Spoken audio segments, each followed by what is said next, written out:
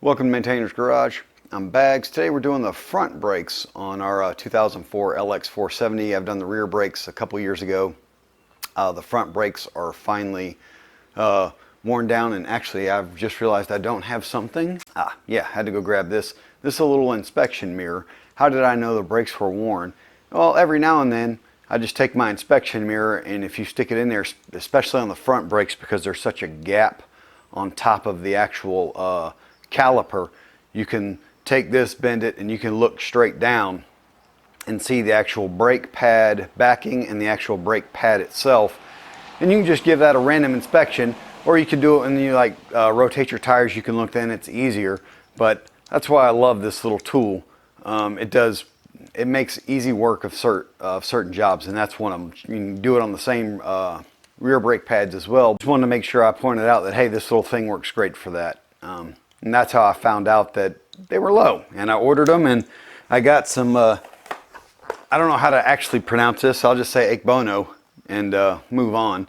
But these are not the factory pads. Factory is Sumutudo or Sumudo. Sumudo, I think is how you pronounce that too. Yeah, I'm horrible. And plus my voice is a little jacked from yelling, screaming, and drinking. But regardless, we're there. If I have a problem from these brake pads, which I highly doubt I will, but if I do, you'll hear about it. The other thing I need is a jack right here, and then I've got some jack stands. Now, these are my regular jack stands, and on them they say 3-ton capacity. This vehicle is approximately 5,500 pounds. I'm lifting the front, so let's just call it 3,000 pounds. So that 3 tons between the two jacks will be fine. I don't like those little jacks on this larger, heavier vehicle. These are the jack stand. This is the jack stand I like to use for my SUV. Number one, it gets significantly higher. Number two, it's got 2 safety locks, the lever arm plus this pin. So those are the ones I like to use. As always, you're trusting your life to this equipment. Make sure it's, good. I always talk about inspecting the jack stands, seam welds, and things like that. Look this thing over. You're trusting your life to it. I know we always get in a rush trying to get the job done, get the job done, get the job done. You can still rush through it and check your equipment. All right, I'm going to need to take the front skid plate cover off to find a good jacking point. I'll move you around, show you that. But yeah, we're going to get into changing these front brake pads. All right, so we have the front skid plate. Well, you first have to take off this little black plastic plate here. There is a fastener there that goes through this front plate for the back plate. Another one there.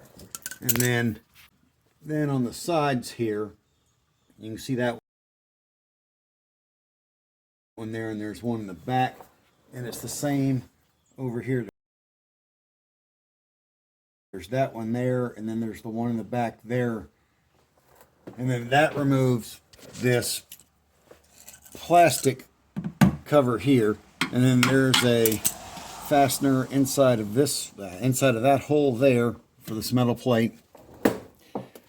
Then you've got one there, one on the other side right there as well. Then you have these 3. This front one you don't have to take all the way out because this has the plate is actually slotted, so you just loosen it to slide it out, but you have to remove the rest of those. So I'm going to take that rear one off first, and then this front one.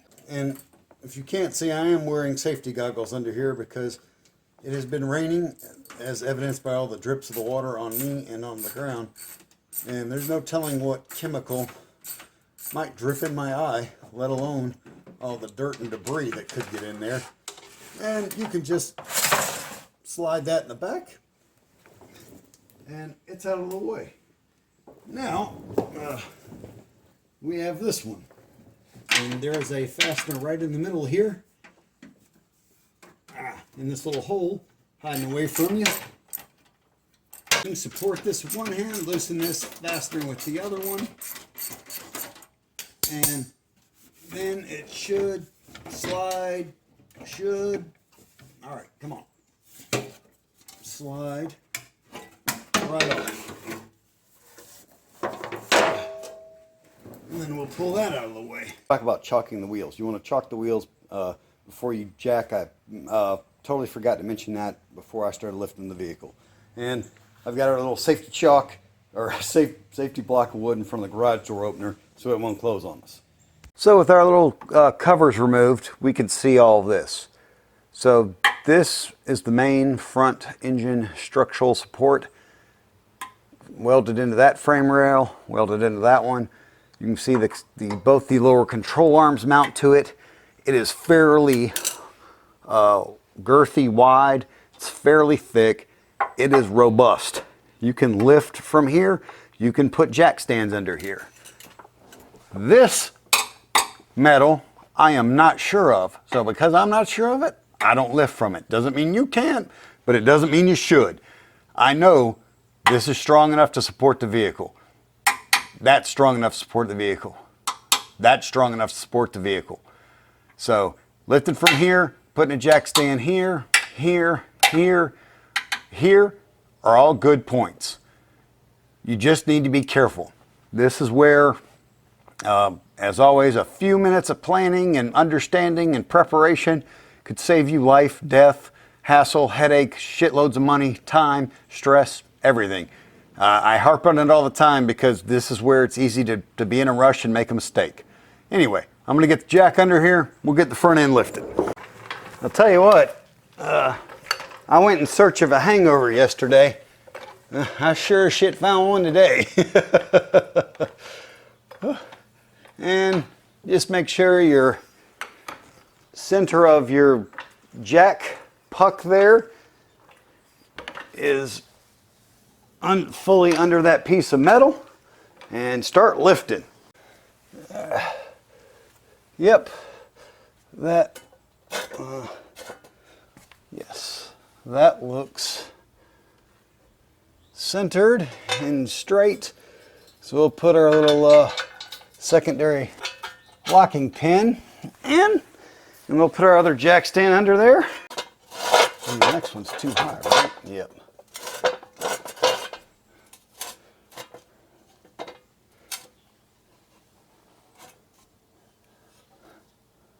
Yep, that's good. So we'll put this in. I think we're squared away in center. Let's lower it down slowly and find out.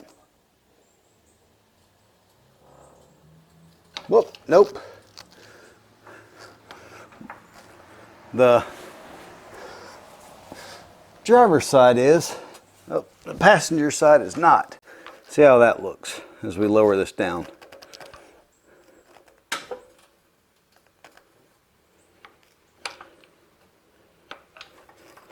There we go. All right. So we've got that, and you can see the jack is loose, but I am going to put just a little bit of tension on the jack itself. That's probably a little too much. There we go. Just a little bit. That way, I talk about it all the time. One jack stand, one jack stand, one jack. Between the three of those, the likelihood this thing is going to fall is just about zero. All right, now we can go around, take a wheel off. We got the vehicle in the air just enough to remove the wheel. As you can see, small gap, nothing crazy. It doesn't need to be 12 feet in the air just to pull the tire off to change the brake pads. There is a little slot on this center cap right there. You can just take your average everyday flathead screwdriver, put it in there, pry, and there should be another one, same thing, boom, you're in there. And that were the two slots. Yeah, that's one slot, that other slot, pry them right off. 21, no, it's not a 21, seems too small. 22 it is. 22, 7/8, either one works. And I'm realizing I made a mistake in not communicating something to you. I have an impact gun. Maybe you don't have an impact gun. Break the lugs loose before you jack the vehicle if you don't have an impact gun. My bad. Totally just, I wasn't thinking about you, I was thinking about what I could do, what I need. So, sorry about that. Now, using a aforementioned impact gun, we're going to remove the lug nuts, and I will be doing both brake pads, driver's side, passenger side. You're only going to see the driver's side. That's all you need to see. You only see one, the other one's same. When you get down to the last lug nut, make sure you hold the tire on, because as you loosen it off, it could slide off and want to fall on you.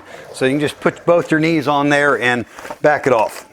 Mine did not want to do that, so, and just rock and pull.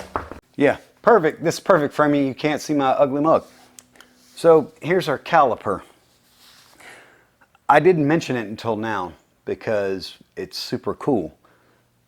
This caliper, you don't have to take the mounting bolts off like you do a traditional caliper hat to pull that off to get the brake pads off. That pin goes through that pin go through the brake pads. So all you have to do is, there's a retention spring, locking spring on these pins. You remove those, pull these pins out, and you'll have to push back the pistons with the old brake pad still installed, but then they'll pull right out.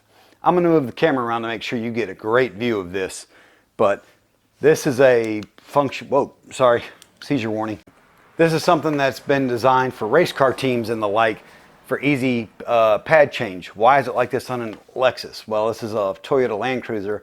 This thing is meant to be driven in all kinds of harsh, crazy environments, and they wanted to make certain aspects of this, certain maintenance jobs, easy.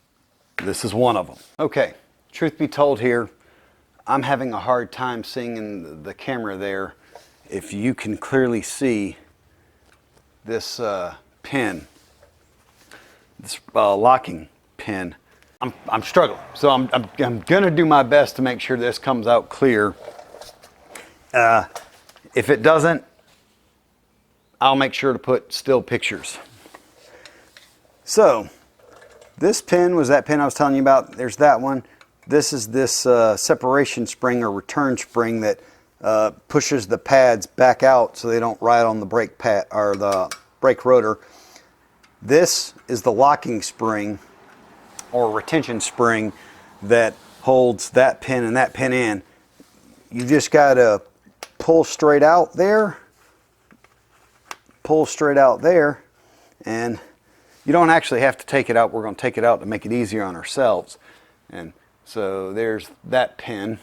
Now we're going to take this retention spring, this that separates these pads here, right there, and so there's a hole. It goes right in that hole right there. So flathead screwdriver, scribe, pick, whatever, grab that. Same thing here, goes right there, and just push in, pull out, boom. And if you get to this point on the reinstallation, you have the other side as a blueprint. So just do one side at a time. So when you get to the point of trying to put everything back together, if you can't figure it out, you can just go over there and look at that blueprint. So there's your upper pin, your separation spring that pushes the pads out. Now we have this lower pin, and now we just need to get a little pry bar and pry back on. There's two pistons there, two pistons there. If you just push back, you pry out with a pry bar. And we'll get a pry bar, get right against the brake rotor, and just push and board a little bit, and just kind of work one end and the other end, because there's two actual pistons there. And then once you get enough space, then you can just kind of push on the whole thing. And as you notice, as I push one, the other one pushes out. So what we'll do is we'll just shove our screwdriver in there and push out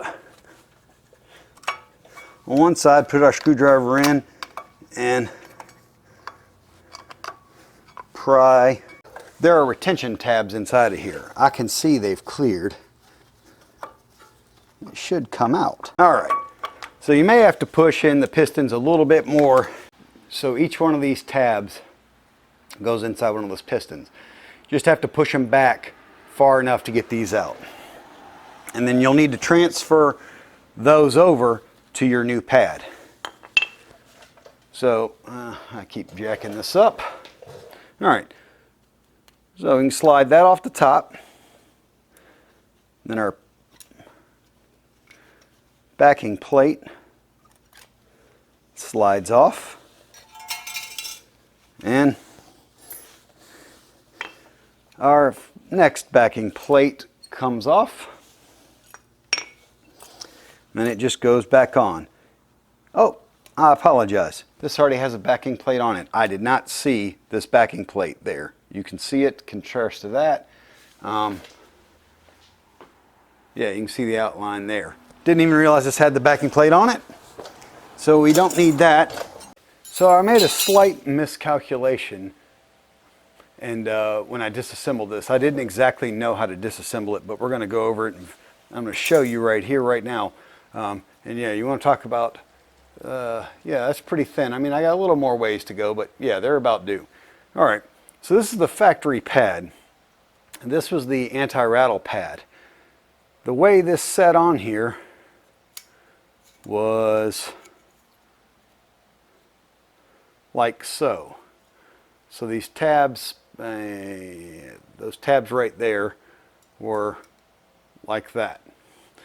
Then this is the pad that went into those two pistons there and there, and this actually, the pad sits on, so it kind of almost like hangs on it, right? So the anti-shim pad is at the top, or anti-squeal pad is at the top. This other one is on the bottom, so you can kind of hold it like that. And then this little deal goes over all of it. And that little tab, yeah, the little tab goes like that. So as you can see, this covers up, it should go over the outside of all of that. And the same thing over here. And when everything's lined up, get my dumb, there we go. When everything's lined up, you can see it's a clear hole. So what I should have done is I should have released this right off the top. Then that would have allowed this pad to pull straight out. This would have stayed connected to those two pistons. Now, not a big deal. I can put it back together, but I just realized that as I was sitting here trying to figure out how everything went back together. I was like, oh, I goofed this up. So technically I took it apart incorrectly. Now, you're going to be able to put it back together the same way. So it's not like I made, this is irreversible. This is not at all. It's just, it's going to be a little different. And I wanted to make sure that I showed you that. And I made it clear, just say, hey, I sort of made a boo-boo. Yeah, and I moved the camera around really trying to harp to see if you could actually see that piston. Well, where's my screwdriver? That piston there, that piston there, that piston there, and that piston there. And you might as well look at these dust boots while you're here and make sure they're good. All right, so what we're gonna have to do is we're gonna have to put this back inside of here. One on one side, one on the other side. The key is that lip. This little channel right there is what the brake pad sits inside of. So you just got to think about it and make sure that's on the bottom. Clearly those two are on the back. Now when you put this in here, little channel on the bottom, and I hope that zoomed in enough in the lights. I've really worked on this to try to make sure this is about as clear as I can get it. And what I'm going to try to do is put the bottom two in the holes first and then push down and get the tops in. All right. And I don't know if you're able to hear a little snap. That worked out okay. And same thing here, little channel on the bottom. Clearly the prongs in the back are the easy part. And same deal.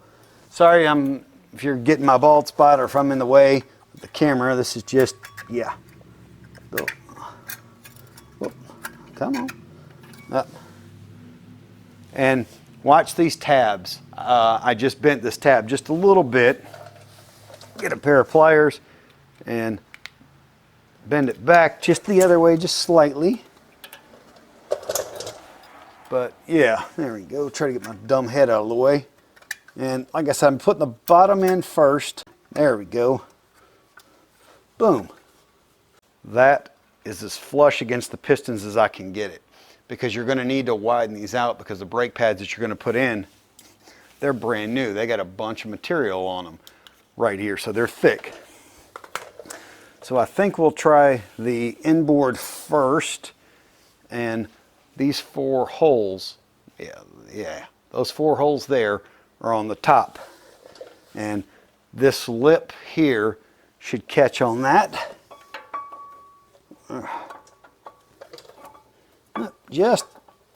And you just kind of push it down, and it should stop. It should come to a rest on that, in that channel. And then we'll do the same for the other side. Again, 4 holes up top. Well, good. I did a good job of pushing out the pistons as much as I could to get everything out. So that's where I made a little goof. And then now these, and if you can see, come on, this little lip right here, there's a lip. That lip faces in. It faces towards that little U or L. It's actually an L. That was a U channel. That's an L. That L faces towards the outboard there, and it faces inboard there. So we're going to try to make sure we get all of this in that. There we go. Yep. All right. And same thing on the other side. That little L faces inboard. And just make sure you get all these shims smushed together to cover it up. Boom. And there we are. So again, one little mistake, nothing big at all. Then we can get these pins, and you'll just have to kind of push and wiggle to get all that stuff lined up.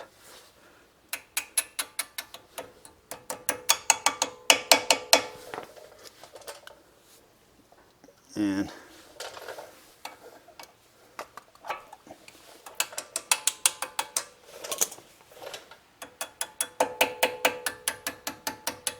just kind of lightly tap. And as you saw, I manipulated this pad up a little bit. It's got, that pin has to go all the way through and come out the other side. So there's no getting around that. And same thing for the top one. And don't, beat it like it owes you money. Tap on it like, oh, I'm about to screw up. Oh, and I meant to tell you this too. This little retention clip, or I guess spreader clip is really what it is.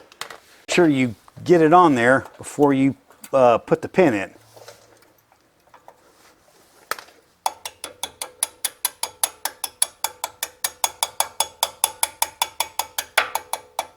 And as you saw, I got this one started in that hole, then I did this one, just to allow me some rotation and easiness. And we'll just keep tapping that all the way through. But yeah, so you can see, hopefully you can see that little lip right there. It fits perfectly right there, and then that goes in that hole there. Same thing there. That fits right on top of that and goes right in that hole. And let's get these holes lined up for this retention clip. This little locking device, it's got a little U on it. but it actually hooks inside this hole, comes all the way through and comes out the other side. And then each one of these legs should go straight through the pinholes here. And you can just grab a pair of pliers and just spin this, and they should line up fairly easily. So if it doesn't line up and go in easily, like that's just not good enough, we'll just rotate a little more and see if that's a little better. I twisted that and pushed it in right in the hole it went. Same thing up here.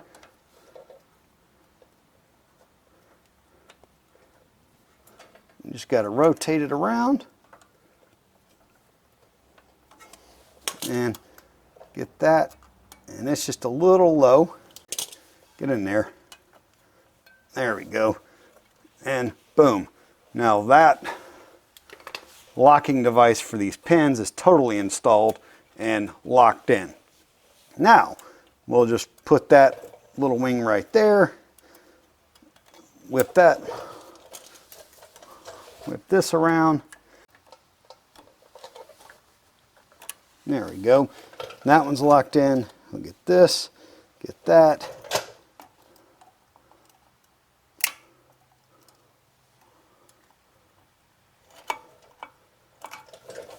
And boom. That look good? Yes. That's locked in, that's locked in. That's good, that's good. Boom. Now we're done. All right. That's how it's supposed to be. So as stated, I made a little bit of goof. Didn't have to pull all that out like I did. But as you saw, if you end up doing what I did, it's no problem. You can easily still manipulate the brake pads and shims and get them back in there and get this completely back together. All right. Yeah, now we're ready to put a wheel back on and lower this thing down. All right, now that we've beat that horse to death, made it dog food, and ground it all up, we will put the wheel back on. And you just line up the lug holes and push in. You always want to start your lug nuts by hand before you use your tool. Or if you're a tool like me, your power tool. Yeah, just one of them days. And we're just getting these seated down thoroughly by hand to ensure they're not cross-threaded. So when I put my tool on them and I go ugga-dugga, then I know I haven't stripped anything, I haven't jacked it up, and the next time I have to remove the lug nuts, it is not a nightmare. Until you've had a cross-threaded lug nut, you have to blowtorch, heat up, drill out, whatever. You do not know what a pain in the tuchus these are. This is only good for about 90, 100 foot-pounds. I forget the torque on these, I'll get it and tell you. But a couple ugga-duggas on this are fine. And go in a crisscross pattern. Lift up the vehicle just a little bit in order to get all the tension off your jack stands.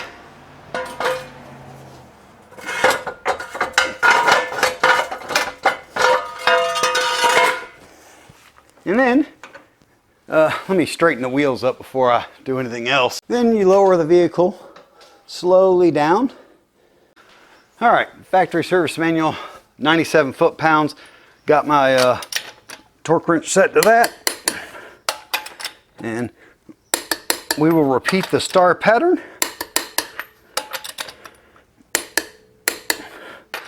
And all right. Now we'll put our stuff under, but letting you behind the curtain, I've got something to do. So I've got to back the truck out and we'll finish this up tomorrow. Don't forget to return your torque wrench to 0. So we're getting ready to put these splash shields, deflectors, whatever you want to call them on. We left this one bolt in for the front one. The front one goes in first because the back one, there's 2 fasters there and there. that attach to the back plastic one that go through it and get seated here on this front one.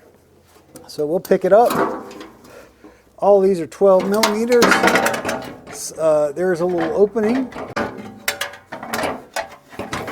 There we go. And we will grab some of our 12 millimeter fasteners that I definitely have in the wrong spot to be doing this, but I digress. And just hand start them good ways. That way you can manipulate this a little bit if need be. The one inside the center hole here, it can be kind of a pain to get going. And once you get it threaded, now you've definitely got, you no longer have to support it. So you just grab a couple of fasteners and start getting them hand started. You don't want to snug them all the way down in case you need to jiggle something to get them to line up. And there are 1, 2, 3, 4, 5, 6 that hold this front shield on. And there is no torque. Snug is perfect for all these. Don't forget to snug down the one in the center here. Just go over all of them again to make sure they're good and snug.